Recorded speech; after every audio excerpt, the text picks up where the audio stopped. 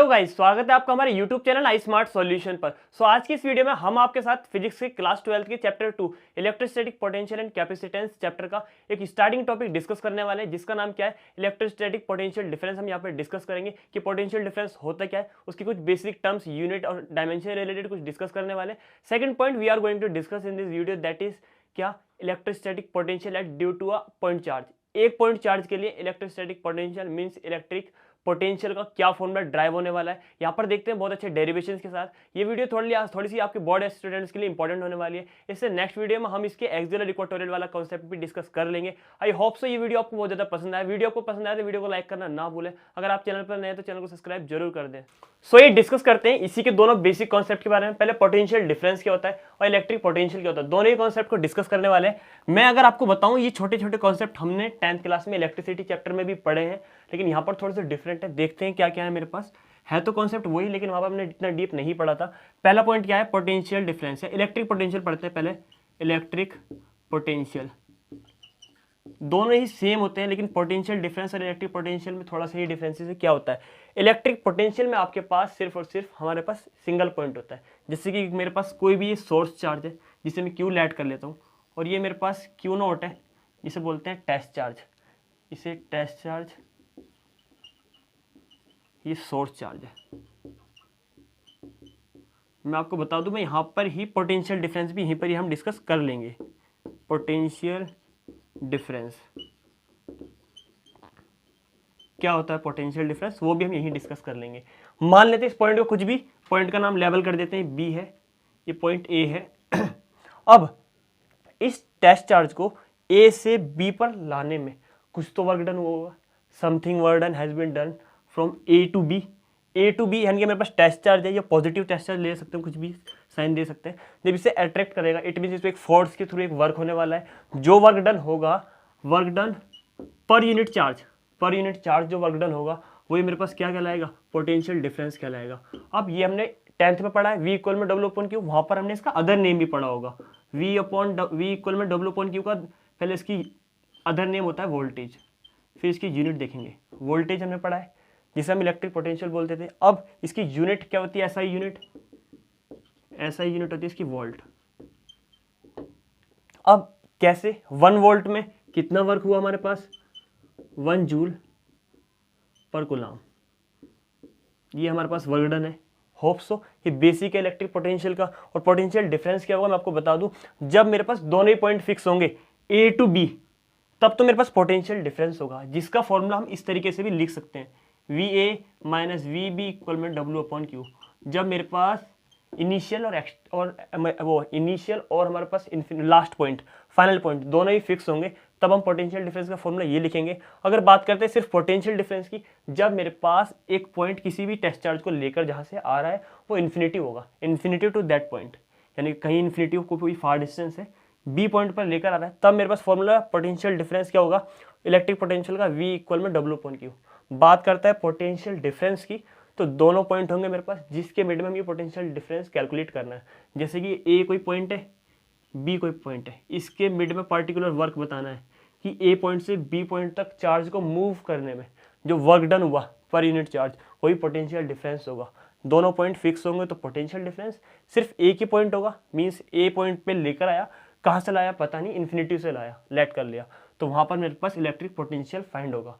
Hope so इसका basic clear वो होगा।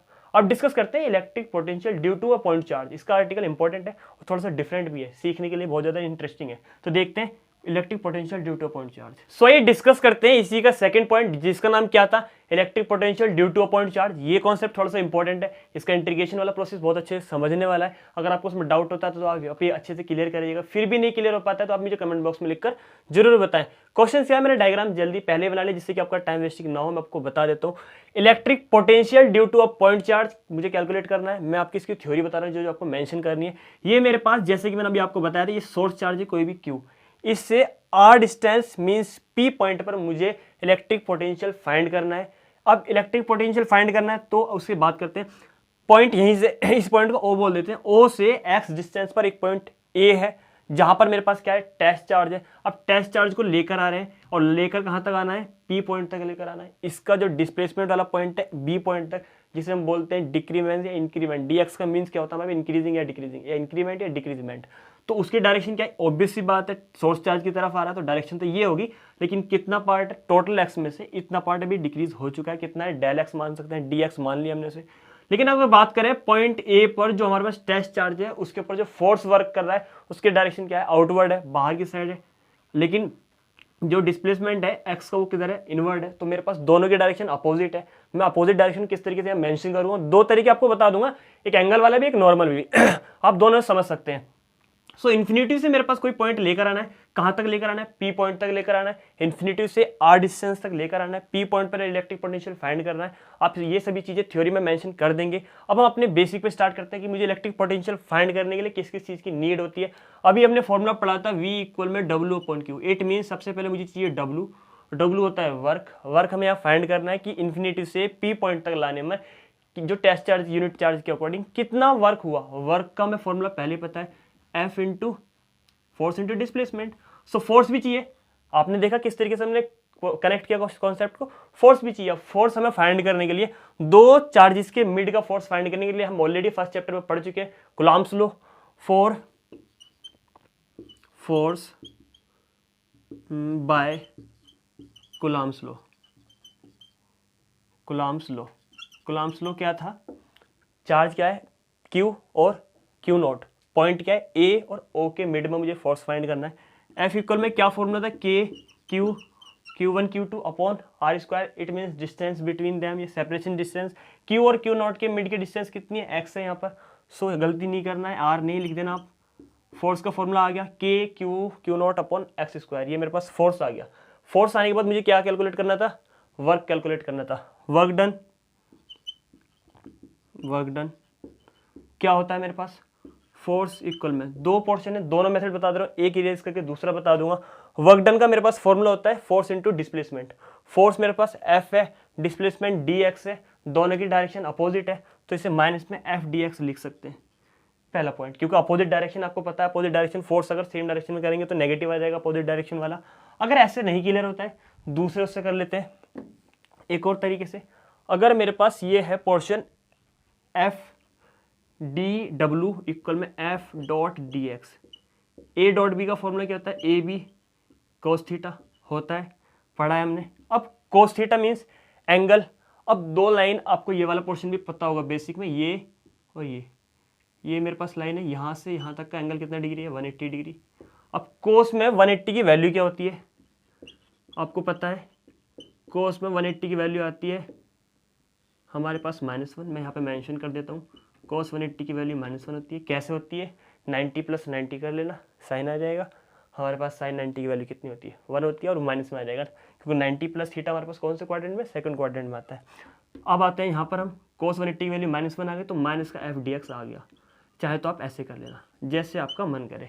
कॉन्सेप्ट क्लियर यहाँ तक, मेरे पास वर्क आ गया। अब मुझे यहाँ पर क्या करना है, वर्क डन फाइंड करना है। अब मुझे ये पॉइंट पता है कि वर्क डन कहाँ से स्टार्ट हुआ, इन्फिनिटी से R तक है, लेकिन डी साइन डिफरेंशिएशन के लिए यूज होता है, इसे मुझे रिमूव करने के लिए इंटीग्रेशन करना पड़ेगा। सो यहाँ मेंशन कर देता हूँ मैं, इंटीग्रेटिंग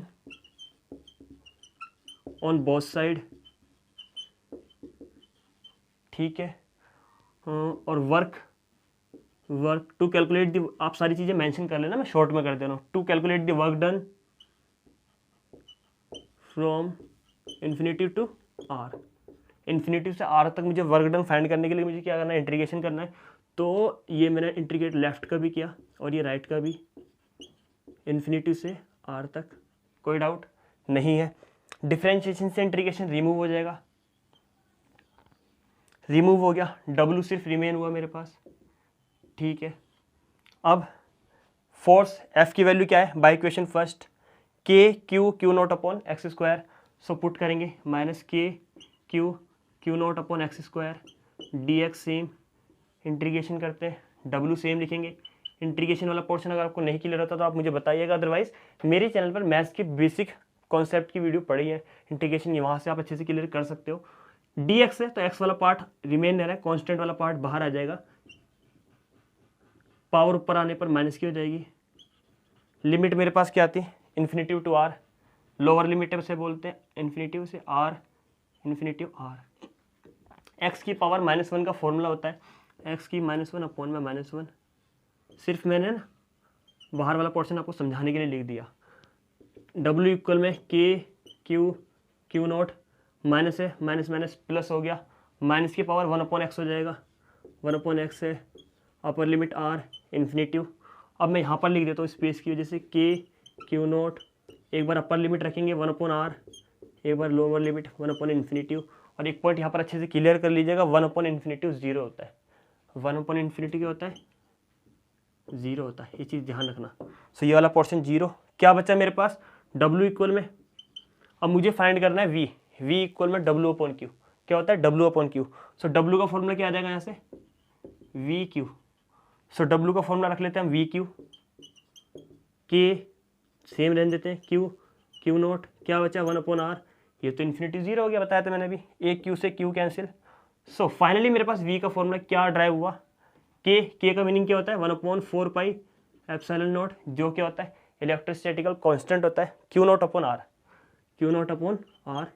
ये मेरे पास इलेक्ट्रिक पोटेंशियल का फॉर्मूला ड्राइव हुआ। इजी है, ज़्यादा हैवी नहीं है। क्वेश्चन को स्टेप बाय स्टेप करना है, जैसे मैंने समझाया वैसे वीडियो को पॉज कर नोट डाउन करना है, प्रैक्टिस करनी है। और एक चीज़ और क्लियर कर दूँ, यहाँ पर इलेक्ट्रिक पोटेंशियल और R ये डिस्टेंस है और इसके इन्वर्सली प्रोपोर्शनल है, ये भी आपको ध्यान रखना है। इससे रिलेटेड 1 मार्क्स में क्वेश्चन बनता है। होप सो छोटा सा पॉइंट क्लियर हुआ होगा, समझ में आया होगा। वीडियो में फिर भी कोई डाउट है, कॉन्सेप्ट में कोई डाउट है, कमेंट बॉक्स में लिखना ना भूलें। इससे नेक्स्ट वीडियो एक्सियल और इक्वेटोरियल की आनी है, मैं वहाँ पर आपके डाउट क्लियर कर दूंगा। आई होप सो कॉन्सेप्ट आपको बहुत ज़्यादा पसंद आया होगा, तो वीडियो को लाइक करना ना भूलें। थैंक्स।